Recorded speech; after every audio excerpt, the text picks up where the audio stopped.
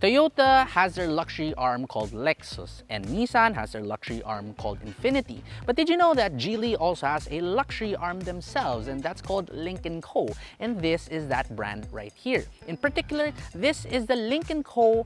06 Hyper Halo, basically the luxury version of a Geely Coolray. In this video, let's see if this car is any good and how much better it is compared to a Geely Coolray. Now let's first explore the exterior of the Lynk & Co. 06 and explain why it looks like this. It truly does look very Swedish. After all, Lynk & Co. in itself is a Chinese-Swedish brand, not just a Chinese brand. And they do have their headquarters both in Shanghai and in Sweden as well. Okay, so now from the outside, it shares a very similar design language as what you would get with Volvos, for example. You do have this, what they call the Aurora Borealis DRLs that are mounted pretty high up on either sides of this front face. And for the face itself, you have a very narrow grille in terms of height. And you also have your LED headlamps located right here. Now, it's pretty odd too that you wouldn't really notice any sort of like radar right here, or radar cover, even though this vehicle does come with advanced driver assistance system. So yeah, they did a pretty good job of hiding it somewhere there. Now, on the side of the vehicle, does it look like a Geely Coolray? Well, no. And I think the biggest difference here would be the lack of a quarter panel here by the rear. So it really changes the entire look of this vehicle. Looks a little bit closer to the Volvo's XC40, for example.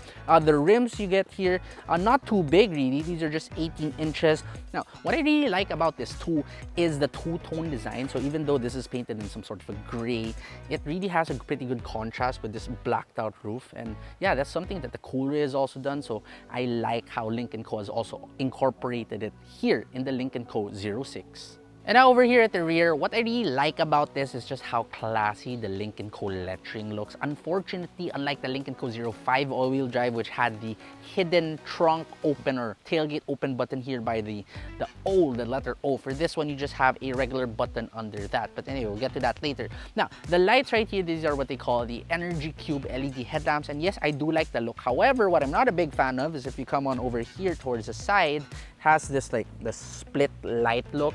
Reminds me of a Chang'an, so it doesn't, I don't know, it doesn't look too original for me. Anyway, just like a Geely Coolray too, you do get the dual exhaust pipes by the bottom, and you also have this like a small spoiler right here. Now, with this tailgate up, which is powered by the way, you'll notice that yes, space is also pretty similar to a Coolray, which means it really isn't big. Although you can still fit an entire golf set in here, and we have tried. A bit snug, but you can do it. Now, the biggest difference right here is if you do open up this false floor right here, what you'll notice is yes, same, you do get the space saver spare tire, but there's a lot of noise insulation that they put in here, and they are pretty thick and pretty heavy too, which will contribute to a quieter drive, hopefully, but we'll see that later on. And with that, let's take a look at the powertrain. So as you lift up this hood, which is a double pull, by the way, with no latches like a BMW, for example, you see an engine bay that is covered in a lot of plastic, something that we'd usually notice in a lot of luxury brands. So they were really sticking to that peg right here. Anyway, what you have here is just like the Geely Coolray, a 1.5-liter turbocharged gasoline engine. But unlike the Geely Coolray that we're so used to here in the Philippines with a 3-cylinder setup, this one gets a 4-cylinder setup, just like the recently released 2025 Geely Coolray. This one now makes 181 horsepower and 290 Newton meters of torque. So that's a very modest, almost negligible amount of increase in terms of power, but a substantial increase in torque. And for the transmission, well, it's exactly the same. It still is a 7-speed DCT. What about for fuel economy? It's still pretty similar as that 3-cylinder setup, because what you have here is around 7.1 kilometers per liter in heavy city traffic and about 14 kilometers per liter on the highway. As for how smooth this engine is, this 4-cylinder compared to the 3-cylinder, well, again, stay tuned for the driving segment in a bit. Now moving inside the Lynk & Co. 06, first we check the door. Yes, that does not sound Japanese or Chinese. That simply sounds European, and that sounds amazing. Okay, so the interior right here also feels very European. It's a very minimalist designed interior, and you have top-notch materials, at least for a car of this price range, right? So you're talking about a very soft dashboard, a very well-built feeling dashboard, and the same does go for the doors right here. Even this door handle has absolutely zero creaks in it. This center sliding thing for your cup holders, that also feels very solid. Even this like center console right here, everything just feels incredibly solid in here. The steering wheel, it's nice and thick, leather wrapped with nice like green stitching on it. Tilt and telescoping, you get paddle shifters on it, buttons for advanced driver assistance systems, and you get a dual screen setup 10 inches big for your digital instrument cluster, very easy to read, and this center touchscreen measuring about 12 inches big. It does not come with Apple CarPlay, nor does it come with Android Auto, which is incredibly annoying, but it is pretty easy to use and very responsive. And it also does come with a reverse camera and a top-down 360-degree view camera, which is among the clearest in the industry. Now, let's move on over here, and this is one of those things I really love about Lynk & Co. They really managed to make a minimalist layout without giving you nothing but screens. So you do still get physical buttons for your fan speed and your temperature, for your AC, but they're just so clean. So this left knob right here can control both the left and the right zone temperature. Meanwhile, the one on the right knob just controls your fan. So it's just super clean in here. It's just it's well thought out. You have a very nice center gear lever too that's electronic. You have a wireless charging pad by the bottom, and on top you do have a panoramic sunroof. Now for the seats, this is also a huge upgrade from the Coolray, for example, because they are incredibly comfortable and the support is also excellent. The bolsters on the side too, they do feel somewhat sporty, so a little bit aggressive too, so they will really hold you in place.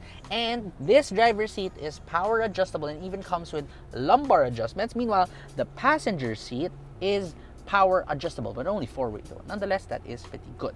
Now moving on over here towards the rear seats, as usual, we check the door first, and that sounds excellent. So space back here compared to a Geely Coolray, for example, is exactly the same. Nope, it's actually bigger. As to why, I have no idea. Perhaps that the seats, they're a little bit better designed, they feel slightly thinner, but yeah, there just is a lot more legroom back here. And same is true for feet room. Look at how much space I have here. I can really like stick my feet under the front seats and really just stretch back right here. Also, headroom, it's not bad. It's not great, but it's not bad. If you are below 5'9" or so, maybe 5'10", you should be perfectly fine back here.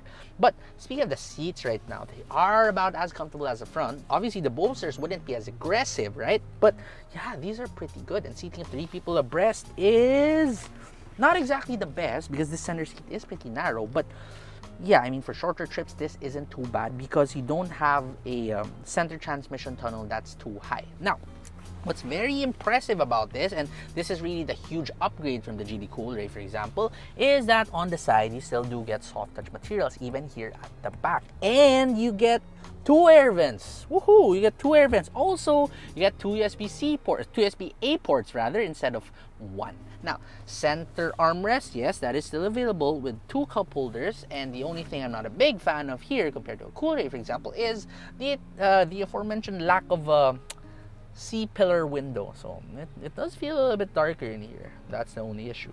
Now we get to drive the Lynk & Co. 06 Hyper Halo, and I was expecting that this car will drive pretty similarly to a Geely Coolray.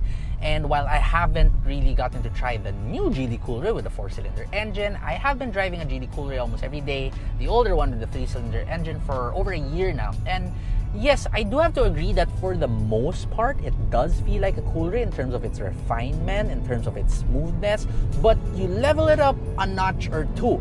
For example, in terms of quietness, it is so much quieter in here. While a Coolray is already pretty quiet for its class, this one is it's really good. You can go highway speeds for this one, you barely hear anything. Same goes for wind noise and tire noise too. Then power delivery, since this does use that 4-cylinder engine, I wouldn't say that it's much more powerful, but it feels fuller. It feels less strained under hard acceleration. That extra amount of torque and that extra cylinder really gives the engine an extra amount of kick to make you accelerate effortlessly. It really doesn't feel like a 1.5 liter engine in here. It feels more like a 2 liter.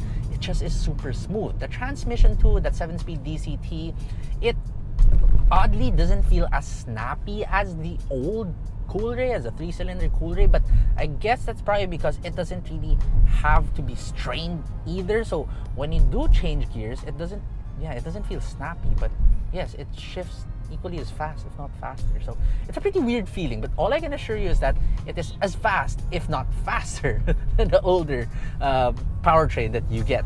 Now, anyway, that aside, this car is just incredibly smooth. I mean, this is an excellent long distance cruiser. You really won't feel any sort of body pains in here. Everything is just excellently ergonomic. You also have your advanced driver assistance systems, which is a full suite, by the way, including adaptive cruise control, autonomous emergency braking, lane keeping assist, lane departure warning, traffic jam assistance. This car can practically drive itself, and it does it pretty well. It's super smooth in terms of following the car in front of you. It keeps you in your lane pretty well, and yeah, it's about as good as it could probably get in terms of advanced driver assistance system functions. And now in terms of steering, it's also really light, yet if you do want to drive this car pretty fast, you can put it in sport mode. It'll tighten up the steering a little bit, and it feels very reassuring, really. No matter how fast you're going, this just feels like a very reassuring steering feel. You don't feel like it's a little bit too light or anything. And although it doesn't really give you that much in terms of feedback when you are pushing this over corners, it really still communicates decent enough and is more than direct enough for you to have lots of fun. Now, speaking of fun too, pushing this over corners is incredibly fun because it just is super tight. And this is the biggest difference of the Lynk & Co 06 or Geely Coolray, for example. That's because this car doesn't get torsion beams at the back. This one gets a multi-link independent suspension system at the rear. This gives you better ride if the road isn't good. At the same time, it gives you better handling too over corners. So it really is a two-pronged approach into making the suspension setup an excellent suspension setup, and this is something you rarely see in vehicles of this class. Let's now answer the questions that we asked at the start of the video. Is the Lynk & Co 06 Hyper Halo any good? And is it any better compared to a Geely Coolray, for example? And how is it different? Well, to start off with the good things about it, it looks so much better, at least in my opinion. It looks a lot classier. Second, you do have a different brand, not a Chinese brand anymore, more like a Chinese-Swedish brand. Third, you do get a full suite of advanced driver assistance systems. And fourth, it definitely is a luxury brand, so it will set you apart on the road. But what about the cons? Well, you do not get Apple CarPlay nor Android Auto. The Geely Coolray, by the way, does get Apple CarPlay. So, is this car worth it? Is it any good? I would say yes, because it's such a fun car to drive. It's such a comfortable car to drive. It has one of the smoothest powertrains of any car in this price range.